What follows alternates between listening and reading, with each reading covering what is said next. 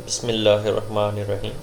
अस्सलाम वालेकुम स्टूडेंट्स, हम क्लास 9 मैथमेटिक्स की सीरीज़ का चैप्टर नंबर 5 कर रहे थे और इसकी एक्सरसाइज 5.4 है। और 5.4 एक्सरसाइज का जो क्वेश्चन नंबर 4 है, इसको आज हम कंटिन्यू करेंगे। ये कुछ इस तरीके से प्रिंटेड है हमारी बुक में, तो आज हम इसे सॉल्व करने जा रहे हैं। जी स्टूडेंट्स, मैंने इसे टाइप कर लिया है। तो हमारे पास क्वेश्चन है, factorise the following cubic polynomial by factor theorem. तो फैक्टर थ्योरम के ज़रिए से हमने इस पूरी पॉलिनोमियल को जो है वो सॉल्व करना है। हम सबसे पहले पॉलिनोमियल में एक चीज़ ये देखेंगे कि जो पॉलिनोमियल है वो सीक्वेंस में है कि नहीं। फ़र्स्ट ऑफ ऑल हमें ये देखना है कि polynomial should be in sequence. तो सीक्वेंस जो है हमें सबसे पहले देखनी चाहिए पॉलिनोमियल की। तो सीक्वेंस का मतलब होता है तरतीब। तो क्या हमारी पॉलिनोमियल जो हमें गिवन है उसकी तरतीब सही है? अब आप देख सकते हैं कि सबसे बड़ी वैल्यू जो है वो सबसे पहले आ रही है, यानी एक्स क्यूब सबसे बड़ी पावर जो है वेरिएबल की वो एक्स क्यूब है और वो सबसे पहले आ रही है। दूसरे नंबर पे जो पावर है वो सेकंड डिग्री की जो वेरिएबल है वो आ रही है। फिर तीसरे नंबर पे जो वेरिएबल है उसकी पावर यहाँ पे 1 है। तो इसके बाद जो है हमारे पास ये नंबर है। तो हमारे पास ये जो सीक्वेंस है ये बिल्कुल सही है। तो सीक्वेंस के बाद हमने जो है इनकी जो एक्सट्रीम टर्म्स हैं इनको हमें लिखना है। तो पहली एक्सट्रीम टर्म जो है, जो शुरू की एक्सट्रीम का मतलब है कि शुरू की एक टर्म और लास्ट की एक टर्म, इसको हम जो है लिस्ट डाउन करेंगे यहाँ पे। तो एक्सट्रीम टर्म्स को लिस्ट डाउन कर लेते हैं। तो सबसे पहली जो टर्म है वो है एक्स क्यूब, और सबसे जो लास्ट टर्म है वो है 8। तो यही इसकी एक्सट्रीम टर्म्स हैं, या सबसे शुरू की या सबसे लास्ट की, उन्हें हम एक्सट्रीम टर्म्स कहते हैं। तो हमारे पास जो एक्स क्यूब का कोएफिशिएंट है यहाँ पे वो है 1। एक्स क्यूब का जो कोएफिशिएंट है वो 1 है। और जो दूसरी एक्सट्रीम टर्म है जो सबसे लास्ट वाली है वो है 8। तो हमने स्टूडेंट्स सिर्फ जो है ये 1 यहाँ से उठाना है। तो इसका जो कोएफिशिएंट है एक्स क्यूब का, हम 1 यहाँ पे इस तरह करके लिख देंगे। और जो 8 है इसे हम इस तरह लिख देंगे।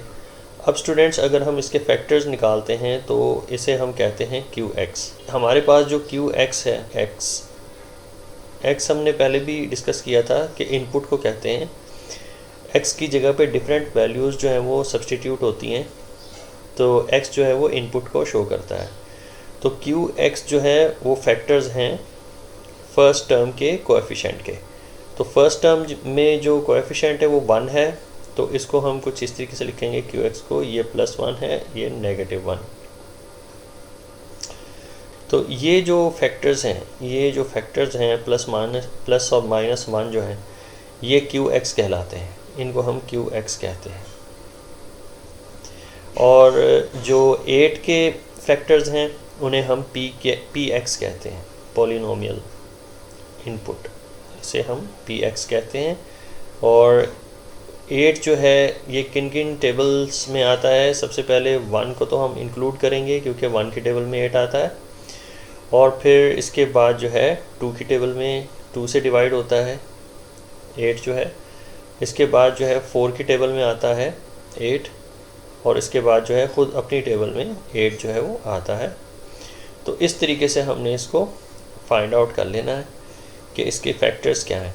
तो इसे अब स्टूडेंट्स, जब आप फैक्टर्स फाइंड कर लेते हैं तो अब हमारे पास जो फार्मूला होता है वो है P x divided by Q x. तो इसको हम लिख लेते हैं। हमारे पास फार्मूला है P polynomial x divided by Q x. तो जो फैक्टर्स होंगे पी एक्स के, इसे हम हमेशा जो है न्यूमरेटर में रखेंगे, और जो क्यू एक्स के जो फैक्टर्स होंगे उसे हमेशा डिनोमिनेटर में रखेंगे। तो जैसे कि क्लियरली आप देख सकते हैं कि जो क्यू एक्स है वो तो है ही 1, बाकी जो फैक्टर्स हैं उसको इसी नंबरों में लिखा जाए। यानी अगर हम 4 लिखना चाहें तो 4 डिवाइडेड बाय 1 जो है हम इस तरीके से कभी भी नहीं लिखते, क्योंकि ये क्यू एक्स जो है, क्यू एक्स की वैल्यू जो है वो 1 है।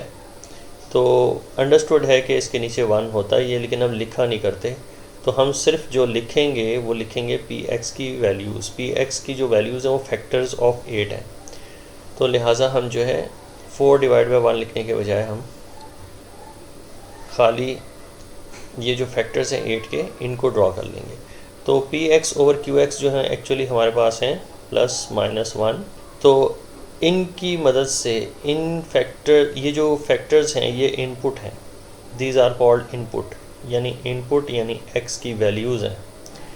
तो एक्स की वैल्यूज़ ये डिफरेंट जो है हम इनकॉर्पोरेट करेंगे इस पूरी पॉलिनोमियल में, जो कि x³ + x² - 10x + 8 है।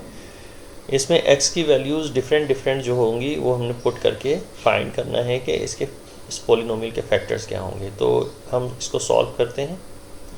तो हमारे पास ये सॉल्यूशन है। तो सबसे पहले हमारे पास जो फैक्टर है वो है +1। तो +1 जो है वो इस पूरी पॉलिनोमियल के अंदर प्लग इन करेंगे। तो पॉलिनोमियल है हमारे पास x³ + x², इसे मैं राइट डाउन कर लेता हूँ, -10x + 8 = 0। तो सबसे पहले बारी है x = +1 की। तो इसमें +1 को हमने इनकॉर्पोरेट करना है। तो 1 का क्यूब जो है, x का क्यूब जो है 1 का क्यूब बन जाएगा, और x का स्क्वायर जो है वो 1 का स्क्वायर बन जाएगा। -10 मल्टीप्लाइड बाय x की वैल्यू जो है वो 1 है, और +8 = 0। तो 1 का क्यूब 1 ही रहेगा, और 1 का स्क्वायर भी 1 ही रहेगा, और ये -10 हो जाएगा। ये +8 = 0। तो इसे अगर सॉल्व करें तो हमारे पास जो है पॉजिटिव वैल्यूज़ जो हैं वो 8 + 1 जो है वो 9 होता है, और 1 - 10 जो है वो -9 होता है। तो = 0। तो हमारे पास लेफ़्ट हैंड साइड पे भी 0 है और राइट हैंड साइड पे भी 0 है। तो इसका मतलब अगर x की वैल्यू अगर 1 रखें तो हमारा जो ये पॉलिनोमियल है डिवाइड होता है, और रिमाइंडर कुछ भी नहीं बचता। तो अब हम इसे लिस्ट डाउन करेंगे कि x की वैल्यू अगर हमने 1 रखी है तो x1 जो है x की तरफ जब जाएगा तो ये x - 1 हो जाएगा। तो x - 1 जो है वो फैक्टर है इस पूरी पॉलिनोमियल का। तो अभी हमें 2 और फैक्टर जो है तलाश करने हैं, क्योंकि पेयर ऑफ x जो है वो 3 होने चाहिए, क्योंकि यहाँ पे हमारे पास x³ है। तो x³ होने की वजह से हमारे पास 3 पेयर होने चाहिए इस फैक्टर के, क्योंकि अगर हम x को x से और फिर x से मल्टीप्लाई करें तो हमारे पास x³ आंसर आता है। तो एक तो हमने फाइंड कर लिया है, अगले 2 जो हैं हमने फाइंड करने हैं कैलकुलेट करके। तो अब हम जो वैल्यू पुट करने जा रहे हैं, जो इनपुट होगी पॉलिनोमियल x की, x जो इनपुट होगी वो होगी हमारे पास -1। तो सबसे पहले हमने 1 को सब्सटीट्यूट किया था, अब हम -1 को सब्सटीट्यूट करेंगे। तो यहाँ पे हमारे पास x की वैल्यू अब आएगी -1।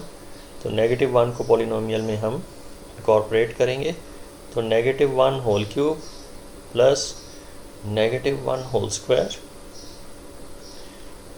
-10 टाइम्स -1 और +8 = 0। -1 का जो क्यूब है वो -1 ही रहेगा, और ये हमारे पास हो जाएगा +1,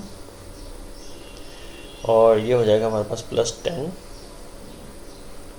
और हमारे साथ ही हमारे पास है 8 = 0।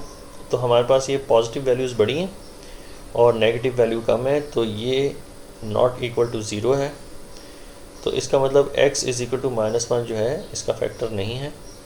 तो अब हम अपने अगले नंबर की तरफ चलते हैं, जो कि है +2। तो +2 को सब्सटीट्यूट करेंगे इस बार, तो x = 2।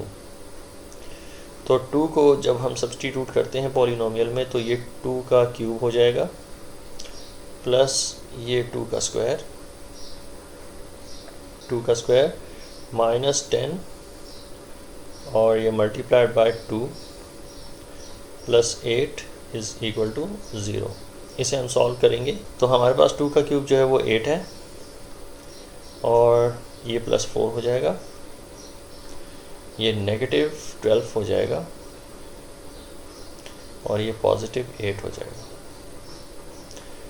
तो सॉरी, 2 टाइम्स आर 20 है, ये 2 टाइम्स आर 20, नेगेटिव 20 और पॉजिटिव 8। तो अब हम इसको अगर सॉल्व करें तो हमारे पास जो आंसर आएगा 8 प्लस 4 माइनस 20 प्लस 8, तो आंसर है 0। तो इसका मतलब हमारे पास जो लेफ़्ट हैंड साइड पे भी 0 है और राइट हैंड साइड पे भी 0 है। इसका मतलब ये हुआ कि x इज़ इक्वल टू 2 अगर हम करते हैं तो हमारे पास जो आंसर है वो 0 आता है, यानी कि पॉलिनोमियल जो है कम्प्लीटली डिवाइड हो जाती है। तो x इज़ इक्वल टू 2, तो इसका फैक्टर बनता है हमारे पास x माइनस 2, और पहला जो फैक्टर बना था वो हमारे पास था x माइनस 1। तो अब हम चलते हैं अपने नेक्स्ट नंबर की तरफ जो कि है -2। x इज़ इक्वल टू -2, -2 को प्लग इन करेंगे पॉलिनोमियल में, ये -2 का क्यूब हो जाएगा प्लस ये -2 होल स्क्वायर हो जाएगा, और -10 मल्टीप्लाइड बाय -2 और प्लस 8 इज़ इक्वल टू 0। तो इसे हम सॉल्व करेंगे तो इसका जो आंसर है -2 क्यूब का, ये -8 आएगा, और -2 स्क्वायर जो है 4 होता है, ये प्लस का 4 हो जाएगा, और ये दोनों नेगेटिव्स जो हैं वो मल्टीप्लाई होकर पॉजिटिव, और 2 टाइम्स 20 और प्लस 8। इसे हम देख लेते हैं -8 प्लस 4 प्लस 20 प्लस 8, तो आंसर है 24, नॉट इक्वल टू 0 है, तो 24 इज़ नॉट इक्वल टू 0। तो अब हम चलते हैं अपने अगले नंबर की तरफ जो कि है +4। x इज़ इक्वल टू 4, तो 4 का फर्स्ट टर्म में जो है 4 का क्यूब होगा प्लस, और यहाँ पे जो है 4 होल स्क्वायर हो जाएगा अकॉर्डिंग टू द पॉलिनोमियल, -10 ये मल्टीप्लाई होगा 4 से, और प्लस 8 इज़ इक्वल टू 0। तो 4 का क्यूब जो है वो 64 है, प्लस 4 का स्क्वायर जो है वो 16, और ये -4 टाइम्स आर 40 और प्लस 48, दिस इक्वल्स टू 0। तो इसको हम कैलकुलेट कर लेते हैं, ये +64 प्लस 16 -40 और प्लस 48, तो आंसर हमारे पास 88 आता है, जो कि बिल्कुल भी 0 के इक्वल नहीं है। तो 88 इज़ नॉट इक्वल टू 0। तो नेक्स्ट जो हमारे पास फैक्टर है वो है -4 -4। तो -4 को हमने प्लग इन करना है, x इज़ इक्वल टू -4। -4 को जब हम पॉलिनोमियल में प्लग इन करते हैं, ये इनपुट है पॉलिनोमियल की, तो -4 का whole cube plus -4 whole square -10 multiplied by -4 plus 8 equals to 0। तो इसको हम सॉल्व करें तो हमारे पास आंसर आता है -64। -4 का अगर क्यूब ले लेते हैं तो हमारे पास -64 आंसर आता है, और ये हो जाएगा हमारे पास +16 और प्लस 4 10s आर 40 प्लस 8, इसे हम सॉल्व कर लेते हैं, -64 प्लस 16 प्लस 40 प्लस 8, तो हमारे पास आंसर 0 आता है। तो ये जो है 0 के इक्वल है। तो हमारे पास जो है, अगर हम x इज़ इक्वल टू -4 लेते हैं तो ये पॉलिनोमियल कम्प्लीटली डिवाइड हो जाती है। तो इसको हम लिस्ट अप कर लेते हैं। तो ये है हमारे पास x इज़ इक्वल टू -4। तो हमारे पास जो वैल्यू निकल के आती है वो है x + 4। तो ये 3 फैक्टर्स हैं जो कि इस पूरी पॉलिनोमियल को डिवाइड करते हैं। तो ये है हमारा final answer. I hope students कि आपको इसकी कॉन्सेप्ट्स की समझ में आ गई होगी। कोई भी क्वेश्चन या क्वेरी है तो मुझे कमेंट्स कर दिया करें।